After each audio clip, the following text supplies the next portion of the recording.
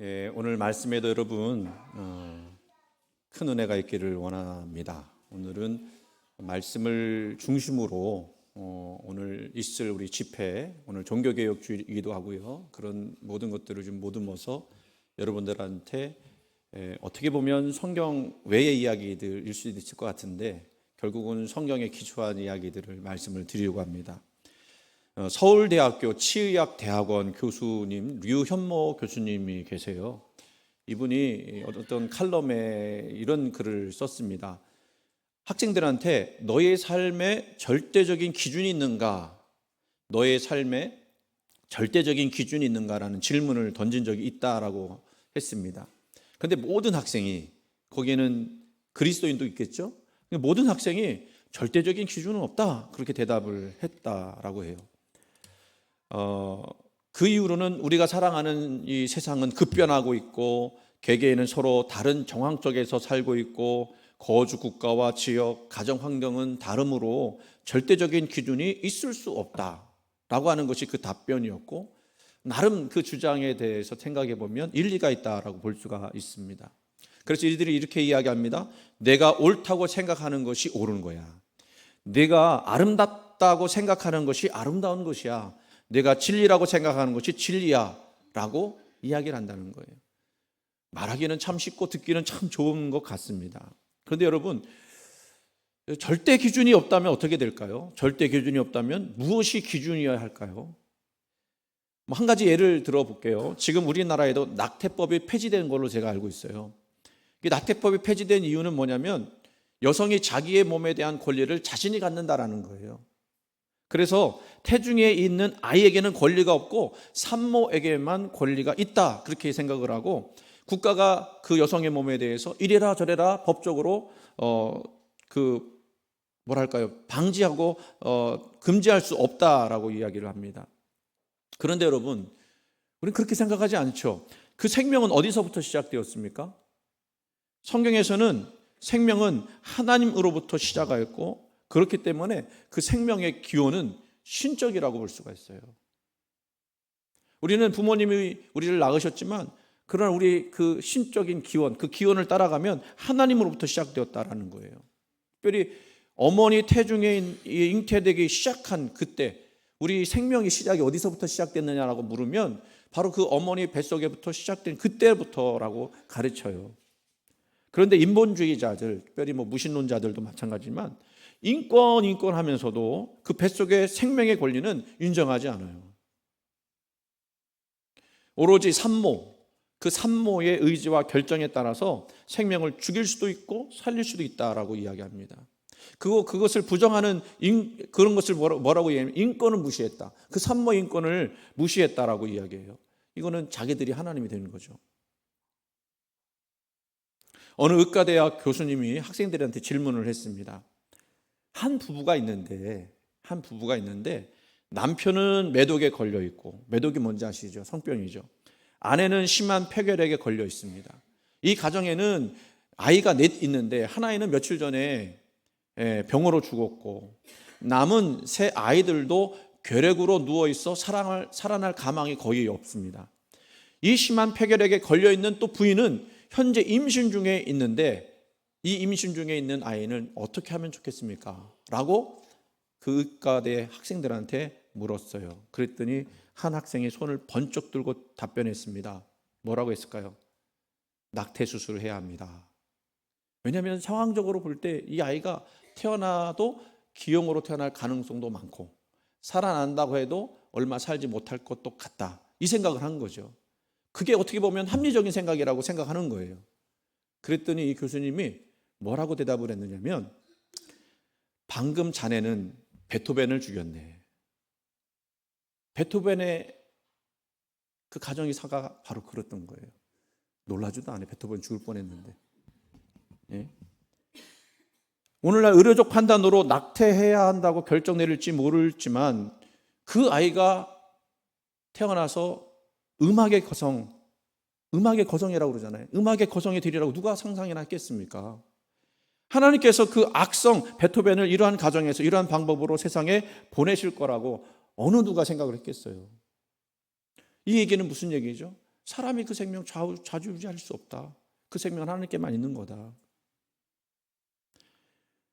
하나님은 베토벤을 그런 방법으로라도 태어나게 하셔서 하나님께 영광 돌리도록 하신 거예요. 베토벤 자신도 자기 인생에 대해서 이해할 수 없었지만, 그러나 그렇게 해서라도 이 땅에 태어나게 하셨던 하나님의 그 사랑과 섭리를 깨닫고 자신의 온 생을 주님께 드리면서 그 하나님의 위대하심을 온 몸과 온 마음으로 찬양하다, 노래하다 갔다라는 거예요.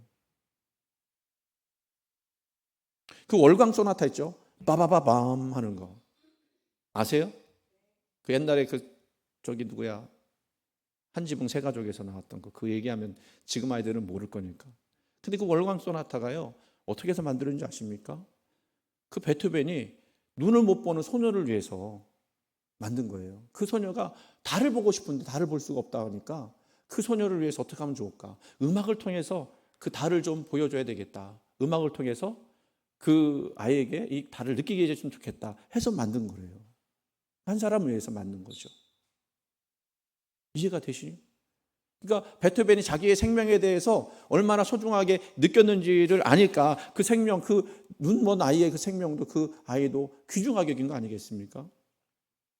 여러분 눈치채셨나요? 반드시 무엇인가를 해야 한다 혹은 하지 말아야 한다라고 하는 그 말에서 반드시라고 하는 그 절대적인 기준은요, 절대자 하나님을 상정하지 않으면 성립될 수가 없어요. 하나님이 계셔야만 반드시 절대적으로 이란 말이 필요하게 된다는 겁니다.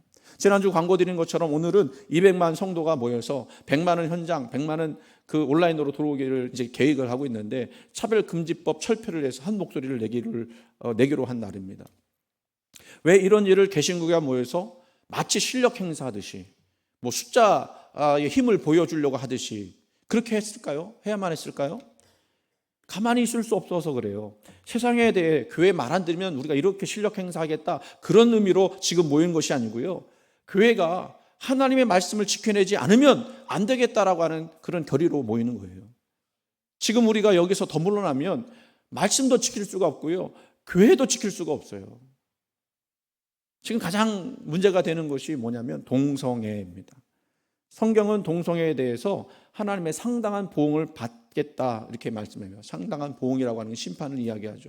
그 본문을 로마서 1장 26절 27절까지 말씀에 기록되어 있는데, 이 때문에 하나님께서 그들을 부끄러운 욕심에 내버려 두셨으니 곧 그들의 여자들도 순리대로 쓸 것을 바꾸어 영리로 쓰며 그와 같이 남자들도 순리대로 여자 쓰기를 버리고 서로 향하여 음욕에 부릴 듯하며 남자와 더불어 부끄러운 일을 행하여 그들의 그릇 때문에 상당한 보응을 그들 자신이 받았느니라.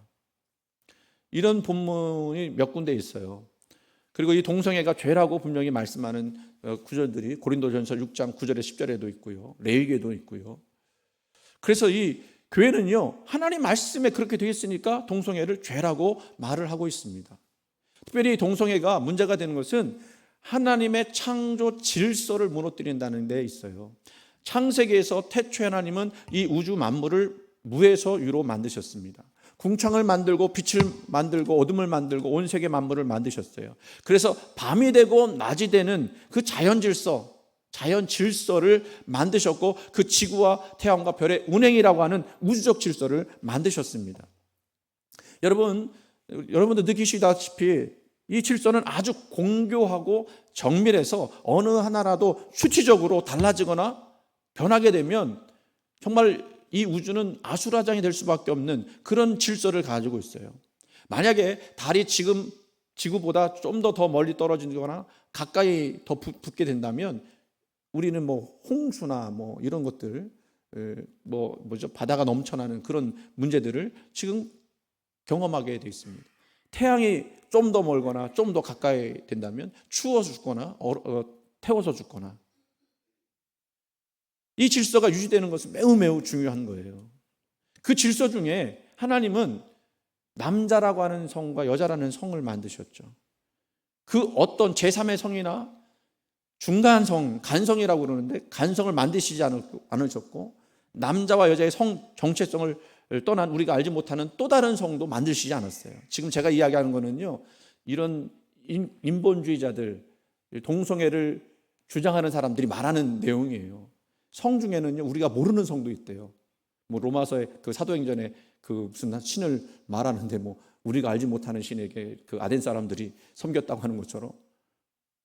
그러니까 성이 그들을 정의에 따르면 몇 가지인지 몰라요. 그냥 만들어 놓은 곳이 24개, 젠더라고 하는 거. 젠더라는 거 지난주에 얘기했지 않습니까? 하나님이 만드신 남자와 여자는요, 특별하고 독특한 역할을 갖도록 만드셨어요. 남자는 남자로서 어떤 역할을 하게 하셨고, 여자는 여자로서 특별한 역할을 하도록 만드셨습니다. 그래서 이 둘이 하나가 될 때 남자와 여자가 동등한 위치에서 아름다운 부부가 되도록 만드셨다라고 이야기하고 있어요. 그래서 서로 돕는 존재라고 이야기하십니다. 이것은 남자와 여자를 차별하여 남자를 우등하고 여자를 열등하게 만드신 것이 아닙니다. 하나님은 남자와 여자를 평등한 생명으로 만드셨고 그렇게 동등하게 대우받도록 만드셨어요. 사실 과거에는 이 여자가 차별 대우받는 것처럼 여겨졌습니다. 그리고 근대에 들어와서 참정권도 발휘되게 됐어요. 근데 참정권이라고 하는 것은 남자만 줬던 이유가 뭐냐면 남자들이 가서 전쟁 벌이고 남자들이 가서 나라를 지켰기 때문에 그 남자들이 결정해야 된다, 이런 의미에서 남자만 참정권을 주은 것이지 여자를 특별히 더 하대해서 한 것은 아니에요. 그런데 그것도 나중에 철폐되지 않습니까? 여자들에게도 참정권 주게 되어 있어요. 거기서 노예제도도 폐지됐고요, 인종차별도 철폐가 되었습니다. 근데 그것이 어디서 나왔느냐? 그게 다 하나님 말씀에서 그렇게 나온 거예요. 우리 한국교회가 처음 우리 한국에 들어왔을 때 가장 먼저 했던 것이 뭔지 아십니까? 여성의 권리를 찾아내는 거예요. 여성의 권리를. 과거 여성들은 시집 오고 나서 자기 이름을 쓸 수가 없었어요. 그래서 어느 댁 그랬잖아요. 자기 출신 이름을 붙여서. 이게 우리 집사람으로 하면은 부산댁 이렇게 해야 되는 거죠. 그렇죠? 예산댁, 신레원댁 이렇게 얘기해야 돼요. 그렇죠? 그래서 이름이 없었어요. 이름을 뭐 말도 못했고 찾을 수도 없었어요. 그런데 교회에서는 여자들의 이름을 불러줬어요. 그래서 누구누구 집사님, 누구누구 권사님. 그래서 여성들의 권리를 회복시켜주고 그 자기들의 그 뭐랄까 하나님께 받은 그 고유한 그 특별함을 그 교회에서 세워줬다라는 거예요. 그러면서 교회가 했던 것이 뭐죠? 여성에 대해서 교육을 시킨 거예요. 이화여자대학교가 그렇게 탄생한 거 아닙니까? 그리고 그 권리를 교회가 먼저 지켜주었습니다. 그래서 수많은 여성 지도자들이 그 한국교회에 탄생하게 됐고, 그 중에 우리가 너무나도 잘 알고 있는 유관순 누나, 그 누나가 바로 그 교회에서 신앙교육을 받았기 때문에 죽기까지 나라를 위해서 순교하는 그런 일들을 했어요. 그것이 어떻게 가능했을까? 다른 것이 아닙니다, 여러분. 하나님의 말씀을 알고 듣고 지키려고 했기 때문에 가능한 거예요. 하나님이 그렇게 만드셨기 때문에 그렇습니다. 그래서 이 남자하고 여자라고 하는 이 질서를 깨뜨리는 것은 결국 창조 질서를 깨뜨리는 것이고, 그것은 그렇기 때문에 죄가 되는 거예요. 우리는 이것을 죄라고 마땅히 불러야 하고 그러한 죄에 빠진 사람들을 구원해내야 합니다. 그런데 말입니다, 만약에 이 동성애를 허용한다면 어떻게 될까? 그들이 말하는 것 중에 이런 것이 있어요. 이런 표현이 있어요. 성적 지향이라는 단어가 있어요. 이성애인지 동성애인지, 자기들이 성적으로 끌리는 사람이 있는데 그것이 성향으로 나타나서 성적 취향. 그런데 여러분, 이런 성적 지향에는 이성애하고 동성애만 있을까요? 아니에요. 거기는 말하기도 부끄러운 그런 성적 지향들이 있는데, 대표적으로 뭐가 있느냐? 소아성애자도 있어요. 소아성애자는 뭔지 아세요? 어린 아이들한테만 성적으로 끌리는 거예요. 그 어린 아이들은 법적으로 지켜줘야 되잖아요. 그 어린 아이들, 그러니까 그 법적으로 그 어린 아이들하고 소아라고 생각된 건 18세 이전의 아이들한테 성적으로 끌리는, 다른 사람한테는 끌리지 않는 거고. 그런데 여러분, 만약에 우리 사회에서 동성애를 허용하기 시작하면 그 이후에 가지각색의 사람들이 자기의 성적 평등 욕구를 제한할 수 없게 될 것이며 상상하기 어려운 혼란에 빠지게 된다는 거예요.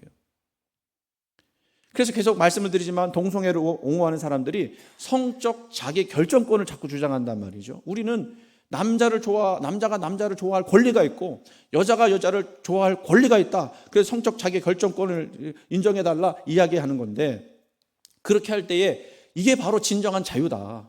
자기 몸을 자기 마음대로 할 수 있는 것이, 국가가 자기 몸에 대해서 그 법적으로 제한하지 않도록 하는 것이 진정한 자유다라고 하는 논리를 펴고 있어요. 근데요, 이 동성애가 언제부터 이렇게 확산이 됐느냐? 제가 이거 공부를 좀 많이 했습니다. 뭐 알고는 있었지만 정확하게 알려고. 동성애가 이렇게 확산된 이유 중에 하나는 국제질병분류라고 하는 그 질병을 이렇게 무엇이 질병인지를 이야기해 주는 분류죠. 이게 그 ICD라고 하는데 거기서 뭐라고 했느냐면 정신병이 아니다라고 했던 것이 커요. 근데 사실은 처음에는 정신병으로 분류를 했다라는 얘기예요. 미국 정신의학회 APA라고 하는 그거는 지금 안 나는데 뭐 아메리칸 사이커트릭 어소시에이션 이렇게 해서 미국 정신의학회 의사들이 모인 데에서 그들이 이제 정신질환 편람이라고 하는 DSM이라고 하는 중요한 단어예요. DSM. 이것이 이제 시대에 따라서 계속 그 업데이트해 갖고 나오는 것인데 어느 순간 여기서부터 이 동성애가 정신질환이라는 것을 삭제를 했어요. 근데 그 이유가 뭐냐면 이 동성애자들이 모여갖고 한번 데모를 세게 했거든요. 그래갖고는 집회를 열어갖고는요 자기들의 실력 행사를 한 거예요. 그래서 거기서부터 동성애는 정신질환이 아니다라고 삭제를 했어요. 그런데 더 기가 막힌 건 뭔지 아십니까? 재미난 거예요. 재미난다고 얘기하기는 좀 그렇지만 미국의 이 정신질환 편람, DSM에서 이 동성애가 정신질환이 아니라고 하면서도 이 동성애를 어디에 끼워 넣느냐면 성 관련 건강 상태라고 하는 그 목록에 끼워 넣었어요. 이것 아직은 질병에 가까운 어떤 거다라고 하는 의미를 가지고 있어요, 여러분. 정신병은 아닌데 질병에 관한 어떤 의미를 가지고 있다라고 하는 범주에 포함시켰습니다. 근데 그 이유가 뭔지 아세요? 그 이유가 뭐냐면 성전환 수술을 받을 때 의료보험을 받기 위해서. 이게 질병이라고 해야 의료보험 받을 거 아닙니까? 그렇죠. 근데 자기들은 정상이라고 하면서 의료보험을 받는다? 말이 되는 거예요, 안 되는 거예요? 안 되죠. 뭐 말하면 큰일 날 것 같아서 대답 안 하십니까? 더군다나 성전환 수술을 하잖아요. 그걸 의료법에도 벗어나요. 왠지 아십니까? 아니 문제가 없는 몸이잖아요, 지금. 문제가 없어요. 그냥 단순히 자기가 남자인데 여자인 것처럼 느껴지고 여자가 남자인 것처럼 느껴질 뿐이지 몸 상태는 정상이란 말이에요. 어디 뭐 병든 것도 없는데 그 생식기에 어떤 문제가 있는 것도 아닌데 그런데 그 몸을 수술을 한단 말이에요. 의료법에 그런 법은 여러분 안 되는 거예요, 여러분. 멀쩡한 몸인데 그 몸을 막 바꾸거나 하는 거. 물론 성형수술은 있을 수 있지만 그런데 그 몸을 그렇게 만드는 것은 문제가 있다고 판단하는 거예요. 수술은 문제가 있다고 질병을 앓고 있다고 할 때 하는 것이죠. 근데 자기들은 문제가 없다고 하면서 스스로 질병이라고 인정하는 거예요. 이건 정말 질서가 없어진 거죠. 영적 질서가 사라진 겁니다. 그리고 이 자유에는요 한계가 없어지게 됐어요. 어떤 일이 그 다음에 벌어졌는지 아십니까? 지금 캘리포니아에서는요 이 동성애가 합치가 돼서 법으로 그 동성애를 합법화해서 난리인데 이 처음에 캘리포니아에서 동성애를 합법화하려고 할 때 그것을 반대한 이유 중에 한 가지가 뭔지 아십니까? 아까 얘기했던 소아성애자들 때문에 그래요. 소아성애자들이 주장을 하는 겁니다. 동성연애라고 하는 성적 지향이나 우리의 이 소아성애자라고 하는 성적 지향이 뭐가 다르냐? 동성애를 합법화해주면 우리도 합법화해달라. 우리도 어린아이들과 성적 결합을 할 수 있도록 그렇게 해달라라고 이야기하는 거예요. 그러면서 소아성애자들이 범죄자라고 일단 이야기하는 것은 말이 안 된다. 그 사람들이 범죄를 질렀다고 하는 범죄니까 그 어린아이들을 강간하거나 동성을 강간하거나 했던 그런 데이터가 없다라고 자기들이 그 소아성애자를 합법화해달라고 이야기하는 거예요. 그것만 그런지 아십니까? 제가 이야기를 다 못해서 그렇지 성적 지향에는 어떤 건지 있는지 아세요? 동물을 보면서 성적으로 흥분하는 사람들이 있어요. 그래서 지금 미국에서는 그런 사건이 한번 벌어져갖고 동물과 수간하는 거는 법으로 막았습니다. 그런 사건이 있었기 때문에. 근데 그 사람들도 자기들도 성적 취향이 있다고 얘기를 하고 있어요. 그거 인정해달라고. 여러분 참 불편하게 들으시는 것 같은데 좀 불편하게 들려도 잘 아셔야 될 것 같습니다. 근데 중요한 건 또 뭐냐면요. 아까 동성애는 정신질환이 아니잖아요. 같은 성적 지향이 다를 뿐이라고 이야기하는데 또 소아성애자는 국제질병분류에서는 아직도 정신질환으로 그렇게 목록이 기재되어 있어요. 태어날 때부터 이런 성적 지향성을 가졌다라고 이 사람들은 이야기하거든요. 태어날 때부터 자기는 그렇다. 근데 과학적으로 그것이 밝혀진 적이 없어요. 뭐 유전학적으로 이 동성애나 어떤 성적 지향이 다른 사람들이 유전적으로 그럴 만한 이유를 가지고 있다고 과학적으로 밝혀지지 않았어요. 심지어는요, 재미난 건 뭐냐면 이 아까 그 DSM 정신 그 질환 분류 편람에서 그 정신병이라고 하는 것을 제거한 그걸 주장했던 아주 앞장섰던 그 사람이 자기가 이렇게 해보니까 이 정신병일 수밖에 없는 거는 이 사람들이 태어날 때부터 그렇다면 고쳐지지 말아야 하는데 교육을 하고 그 사람들을 이렇게 인도를 했더니 75%가 바뀌어졌다라는 거예요. 그래서 그 사람은 지금 그거를 반대하고 있다 이야기하고 있어요. 제가 이름까지는 기억 못합니다만은. 좀 생각해 보세요. 왜 동성애는 정신질환이 아니고 왜 소아성애자는 정신질환일까? 기준이 없는 거예요. 질서가 사라진 거예요. 그래서 지금 캘리포니아에서는 소아성애자가 권리를 인정해달라고 계속 올리고 있어요. 우리는 생각하는 겁니다. 만약에 소아성애자가 정신질환이라면 동성애도 정신질환이야 맞다. 그래요. 지금 그들이 정한 규칙으로도 그들 나름의 차별이 생긴 셈이에요. 차별금지법이 통과되면 이러한 모든 비정상적인 성향의 사람들이 자기들도 합법화해달라고 주장을 해도 막을 방법이 없어요. 그리고 더 중요한 건 뭔지 아십니까? 지금 아이들을 키우는 부모들이 너는 남자야, 너는 여자야 라고 말하면 안 돼요. 왜냐하면 성적 자기 결정권을 그 아이가 아직 결정하지 않았기 때문에. 그래서 미국에 실제로 있었던 일인데 어떤 남자 아이가 범위 같은 아이가 여장을 한번 한 거예요. 왜 아이들 보면 가끔 보면 남자인지 여자인지 모르게 자기 막 옷을 입고 하는 아이들 있잖아요. 그러니까요, 이 엄마가 남자인데 여장을 했으니까 얘는 여장가 보다 하고 성전환 수술을 시키겠다고 얘기하는 거예요. 남편이 막 난리가 난 거예요. 어떻게 그럴 수 있느냐라고 했는데 법 판결이 어떻게 난 줄 아십니까? 아버지에게서 양육권을 뺏었어요. 그게 실제로 일어난 거고요. 지금 미국에서는 이 민주당과 공화당이 엄청나게 싸우는 것 중에 한 가지가 낙태, 동성애라고 하는 거. 아까 화장실, 어제도 아니 지난주에도 말씀드렸듯이 화장실을 남자가 쓰는 화장실, 여자가 쓰는 화장실 다 없애고 그냥 젠더 화장실 만들어서 누구나 쓸 수 있도록 하고 어디든지 남자가 오늘은 내가 여자 같아 그러면 여자 탈의실 들어갈 수 있는 그 법을 막을 수가 없도록 만든 사람들이 민주당 사람들이에요. 그때 엄청 어마어마하게 싸우고 있어요. 지금 여러분 이건 설교 내용이 없는 건데 지금 이제 10일쯤 뒤면 미국 대선이 있죠. 그런데 트럼프하고 해리스하고 지금 막 각축을 벌이잖아요. 그런데 사람들이 지금 누가 될 것 같다고 얘기하냐면 트럼프가 될 것 같다고. 봐야 되겠지만. 왜냐하면 사람들이 필요해졌대.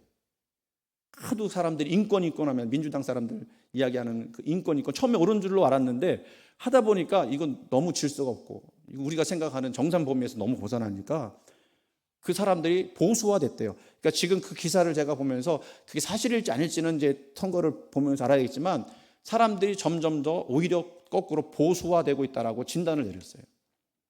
어쨌든 간에요. 여러분 하나님이 정해놓으신 질서 안에서 자기 자리를 찾아야 하는 것이 옳은 일인 줄 믿습니다. 근데 정신질환은요, 여러분 영어로 뭐라고 표현하냐면 disorder라고 해요. 오더가 아니라는 거예요. 오더는 뭐냐면 질서를 의미하거든요. 질서에서 벗어나는 거예요. 질서에서 벗어났다는 이야기입니다. 원래 자리에서 이탈했다는 거예요. 그러니까 이게 얼마나 불편하게 느껴지겠습니까? 여러분, 제가 그렇다고 해서 이 동성애자들을 혐오하고 그 사람들이 죄인이니까 이 사람들은 다 지옥 간다라고 이야기하는 게 아니에요. 지금 그런 얘기하는 게 아니에요, 여러분. 동성애자들을 혐오하자고 이야기하는 게 아니에요. 그 사람들 사실 불쌍한 사람들이에요. 왜냐하면 그 사람들이 자기들이 이렇게 사회적으로 또 그 어릴 때 그 자라난 환경 속에서 자기도 모르게 남자가 남자를 좋아하는 성향을 가진 것처럼 착각하고 여자가 여자를 좋아하는 것처럼 착각하는 그것 때문에 얼마나 스스로 갈등하는지 몰라요.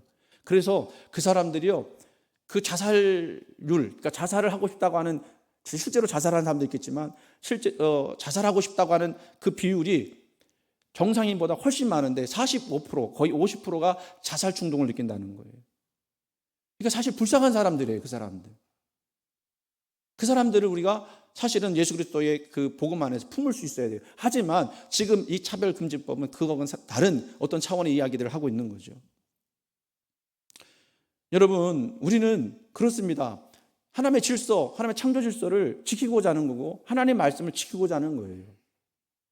여러분 한번 보세요. 머리카락이 얼마나 아름답습니까? 그렇죠? 여성의 머리카락, 젊은 여성의 머리카락을 보면 그것처럼 아름다운 것이 없습니다. 그런데 그 머리카락이 머리에 있지 않고 만약에 내가 먹고자 하는 이 물컵에 머리카락이 있다.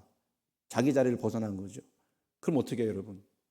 저 같은 사람은 머리카락 빼고 그냥 먹지만 비유약한 사람들은 갖다 버린단 말이에요. 음식 속에 머리카락이 있다 그러면 어떻게 하겠어요? 그건 혐오스러운 거거든요, 사실은.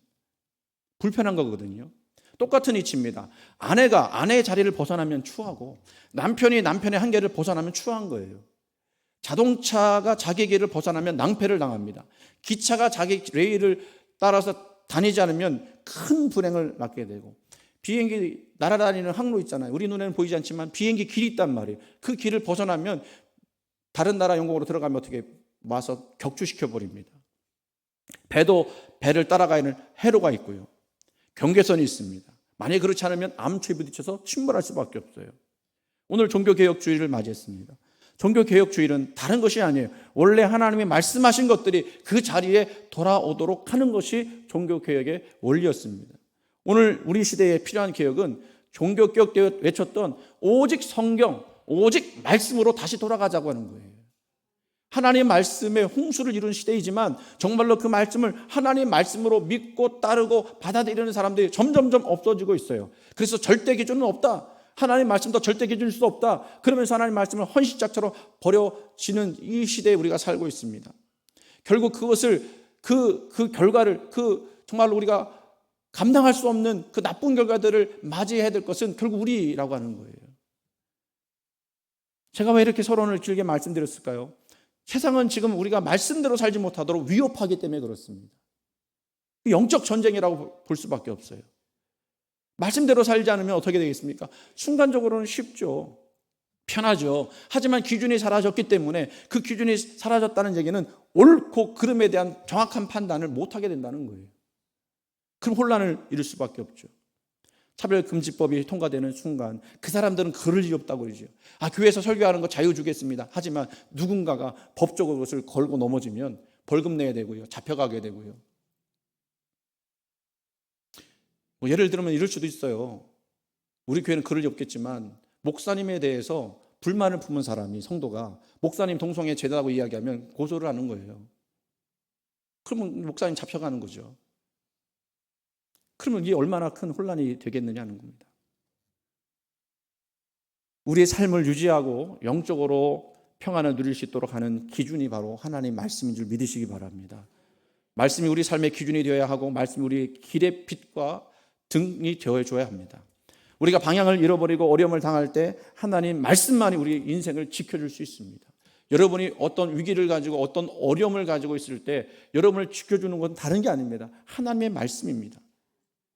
제가요 우리 누구죠? 정윤호 집사님 오늘 오랜만에 교회에 오셨는데 제가 그때 그거를 꼭 보고 예화를 한번 꼭 들어야 되겠다 그랬는데 우리 예하가 갑자기 12시 저녁 넘어서서 위급하다는 이야기를 듣고 병원을 갔어요. 우리도 갔는데 우리 정윤호 집사님이 너무너무 슬퍼하셔서 막 울고 막 그랬거든요. 근데 그 옆에 어느 여자분이 같이 우는 거예요. 근데 그 여자분이 자기 아들 때문에 온 거예요. 똑같은 건 아니지만 아주 심각한 문제로 그 아들 때문에 왔어요. 그 아들이 초등학생이었어요. 근데요, 우는데 얼마나 슬프게 우는지 불쌍해서 어떻게 그래요. 정확하게 기억은 잘 못하겠는데 뭐라고 그러냐면요. 우리 아들 공부만 하다가 저렇게 죽게 되었다고. 보니까 뭔지 문제는 모르겠는데 이 아이가 공부도 잘했어요. 엄마 말도 잘 들었어요. 엄마를 아주 흡족하게 하는 그런 아들이었어요. 그러니까 엄마가 공부만 시켰대요. 근데 뇌에 뭐가 바이러스가 들어가서 뇌가 부은 거예요. 그래서 이 아이도 살지 죽을지 모르는 상황 가운데 있는 거예요. 이 어머니는 하나님을 몰라. 그러니까 우리도 사실은 예화 때문에 막 어떻게 보면 막 염려가 되고 걱정이 되는 상황인데, 그 아주머니가 막 그렇게 우니까 우리가 가서 위로해 줬다니까요. 제가 그랬어요. 어머니, 제가 목사입니다. 제가 목사지만 어머니 그 아들을 위해서 제가 기도해 드리겠습니다. 하나님 믿으세요. 생명은 하나님께 있는 겁니다. 그렇게 기도를 했어요. 그 다음 날인가 그 다음 주인가 봤더니 아이가 퇴원을 했다 하더라고요. 근데 그 아이 엄마가 그걸 알았을지는 모르겠습니다만 그 순간에 만나게 하신 건 하나님의 뜻이라고 생각을 하는데, 어쨌든 제가 그 얘기를 왜 해드리냐면, 우리도 같이 슬퍼했어요. 우리 그 예화 때문에 걱정했어요. 근데 다른 게 있었어요. 뭐가 다른 게 있었냐면, 우리는 말씀을 붙들고 있었어요. 하나님이라는 분을 붙들고 있었어요. 그분에게는 하나님도 없고 진리도 없고 뭐가 옳고 그른지도 모르는 상황 가운데 슬퍼만 하는 거죠. 그러니까 그 엄마는 뭐를 슬퍼하느냐면, 얘가 공부만 하다가 가게 됐구나, 고생만 하다가 가게 됐구나, 그것밖에 없었어요. 여러분, 우리가 말씀을 갖고 있고 말씀을 읽을 수 있고 말씀을 따를 수 있다고 하는 것이 얼마나 귀한 일인지 여러분 믿으시기를 간절히 소원합니다. 그래서 오늘 말씀에 뭐라고 되어 있어요? 말씀이 육신이 되어 우리 가운데 거하심에 우리가 그 영광을 보니 아버지의 독생자의 영광이요 은혜와 진리가 충만하더라. 여러분, 오늘 제가 설교를 하면서 이 말씀의 내용을 다 말씀 못 드렸지만 기간별 모임에는 다 그 얘기했어요. 그러니까 오늘 이 설교를 서론처럼 들으시고 오늘 기간별 모임 꼭 하시기 바랍니다. 기간별 모임 하시면서 말씀이 얼마나 중요한지 그 내용들을 설명을 해놨거든요. 말씀이 우리 삶의 왜 기준이 되어야 되는지, 왜 말씀이 우리의 그 소중한 것이 되는지를 그 기간별 모임 쪽에서 나눌 수 있도록 제가 했습니다. 여러분, 오늘 말씀 보니까 뭐라고 했어요? 말씀이 육신이 되어 우리 가운데 거하신다 그랬습니다. 그 말씀은 저와 여러분과 함께 말씀이 동행하신다는 거예요. 그 말씀이 저와 여러분을 지켜주신다는 거예요. 힘들고 어려울 때 말씀이 우리에게 능력이 돼서 그 말씀을 믿고 바라고 또 기도하는 사람에게 정말로 지치지 않는, 또 소망을 잃어버리고 절망하지 않는 은혜를 우리에게 주신다라는 사실인 것을 여러분 믿으시기를 바랍니다. 예수님이 마귀의 시험을 당할 때 이런 말씀으로 극복했죠. 기록되었으되 사람이 떡으로만 살 것이 아니요 하나님의 입으로 나오는 모든 말씀으로 살 것이라. 여러분이 밥 먹어야 살 수 있죠. 밥 안 먹으면 죽습니다.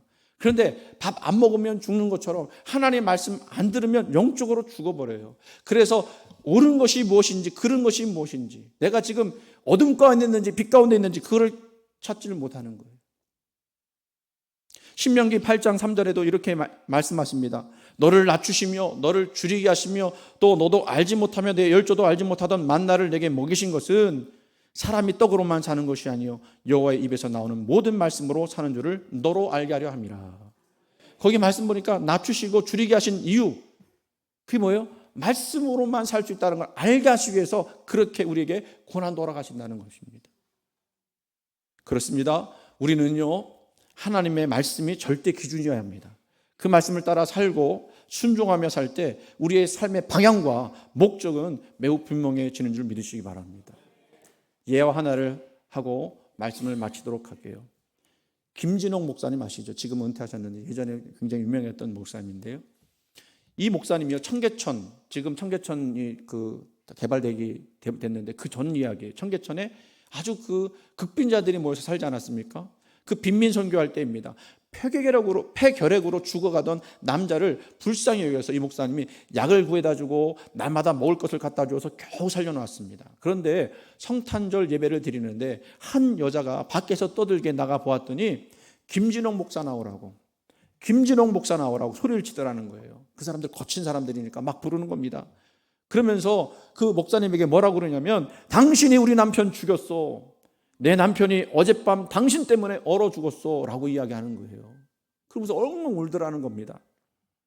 왜 그렇게 됐느냐라고 물어봤더니, 남편이 병들어 있을 때는 집안에 누워 있어서 그냥 살았는데 병 낫고 건강해지니까 날마다 술 먹고 돌아다니다가 결국은 술 취해서 얼어 죽었다는 거예요. 그때 이 김진홍 목사님이 깨달은 게 있다는 것입니다. 그게 뭔지 아십니까? 사람부터 살려내 보자고 말씀을 전하지 않고 음식과 약만 가져다 준 결과를 자기가 본 거예요. 사람 살리는 것도 중요하지만 하나님의 말씀으로 교육하고 양육해야 된다는 것을 깨닫게 된 거예요. 여러분, 우리가 병 낫는 것도 중요하죠. 어떤 절망 속에서, 어떤 어려움 속에서 우리가 구원해 내지는 것도 참 중요합니다. 하지만 더 중요한 건 뭔지 아십니까? 말씀이 그 영혼을 사로잡는 것이 더 중요한 줄 믿으시기를 바랍니다. 말씀이 여러분을 떠나지 않도록 항상 말씀 가까이 하십시오. 말씀을 외우시려고 노력하십시오. 그 말씀 외울 때 그 말씀이 나에게 100배, 1000배의 은혜를 베풀어 줄 겁니다. 그래서 우리는 단 한 권의 사람이 되어야 돼요. 성경의 사람이 되어야 돼요. 말씀의 사람이 되어야 돼요. 말씀이 여러분의 인생을 끌고 가고 말씀이 여러분들의 인생을 방향을 잡아줄 줄로 믿습니다. 우리 영적으로 이 혼탁한 세상에서 말씀이 기준이 됨을 믿고 그 말씀대로 순종하며 살아가기를 주님의 이름으로 간절히 축원을 드립니다.